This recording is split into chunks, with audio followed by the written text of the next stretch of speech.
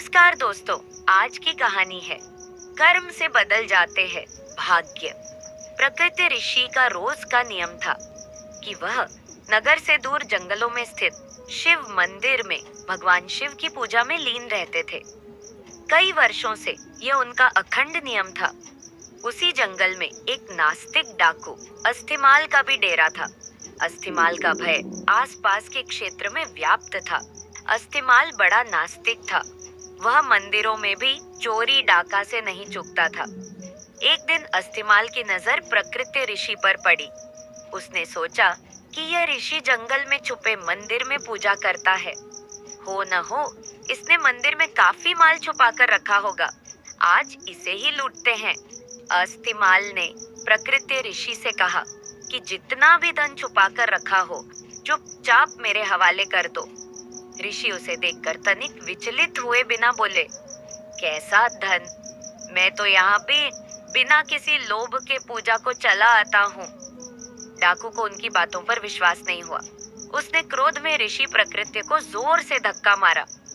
ऋषि ठोकर खाकर शिवलिंग के पास जाकर गिरे और उनका सिर फट गया। रक्त की धारा फूट पड़ी। इसी बीच आश्चर्य यह हुआ कि ऋषि प्रकृति के गिरने के फलस्वरूप शिवालय की छत से सोने की कुछ मोहरें अस्थिमाल के सामने गिरी। अस्थिमाल अट्टहास करते हुए बोला, तू ऋषि होकर झूठ बोलता है। झूठे ब्राह्मण, तू तो कहता था कि यहाँ कोई धन नहीं, फिर ये सोने के सिक्के कहाँ से गिरे? अब अगर तूने मुझे सारे धन का पता नहीं बताया तो मैं यहीं पटक पटकर तेरे प्राण ले लूंगा। प्रकृति ऋषि करुणा में भरकर दुखी मन से बोले, हे शिव जी, मैंने पूरा जीवन आपकी सेवा पूजा में समर्पित कर दिया, फिर ये कैसी विपत्ति आन पड़ी? प्रभु मेरी रक्षा करे। जब भक्त सच्चे मन से पुकारे तो भोलेनाथ क्यों ना आते? महेश्वर तत्क्षण प्रकट हुए और ऋषि को कहा कि इस होनी के पीछे का कारण मैं तुम्हें बताता हूँ। यह डाकू पूर्व जन्म में एक ब्राह्मण ही था। इसने कई कल्पों तक मेरी भक्ति की, परंतु इससे प्रदोष के दिन एक भूल हो गई। यह पूरा दिन निराहार रहकर मेरी भक्ति करता रहा। दोपहर में जब इसे प्यास लगी तो यह जल पीने के लिए पास के ही एक सरोवर तक पहुंचा। संयोग से एक गाय का बछड़ा भी दिन भर का प्यासा वहीं पानी पीने आया। तब इसने उस बछड़े को कोहनी मारकर भगा दिया और स्वयं जल पिया। इसी कारण इस जन्म में यह डाकू हुआ। तुम पूर्व जन्म में मछुआरे थे। उसी सरोवर से मछलियां पकड़कर उन्हें बेचकर अपना जीवन यापन करते थे।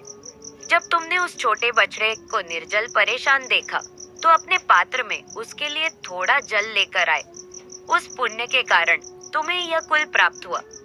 पिछले जन्मों के पुण्यों के कारण इसका आज राज तिलक होने वाला था, पर इसने इस जन्म में डाकू होते हुए न जाने कितने निरपराध लोगों को मारा। वह देवालयों में चोरियां की। इस कारण इसके पुण्य सीमित हो गए और इसे सिर्फ ये कुछ मुद्राएं ही मिल पाई। तुमने पिछले जन्म में अनगिनत मत्स्यों का आखेट किया, जिसके कारण आज का दिन तुम्हारी मृत्यु के लिए दिन तय था। पर इस जन्म में तुम्हारे संचित पुण्यों के कारण तुम्हें मृत्यु स्पर्श नहीं कर पाई और सिर्फ यह घाव देकर लौट गई। दोस्तों, ईश्वर वह नहीं करते जो हमें अच्छा लगता है। ईश्वर वह करते हैं जो हमारे लिए सचमुच अच्छा है। यदि आपके अच्छे कार्यों के परिणाम स्वरूप भी आपको कोई कष्ट प्राप्त हो रहा है तो समझिए कि इस तरह ईश्वर ने आपके बड़े कष्ट हर लिए। हमारी दृष्टि सीमित है, परंतु ईश्वर तो लोक परलोक सब देखते हैं, सबका हिसाब रखते हैं।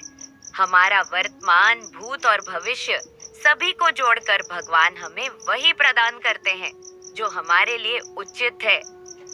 तो दोस्तों, आपको कहानी अच्छी लगी होगी तो मेरे वीडियो को एक लाइक करें और मेरे चैनल को सब्सक्राइब करें।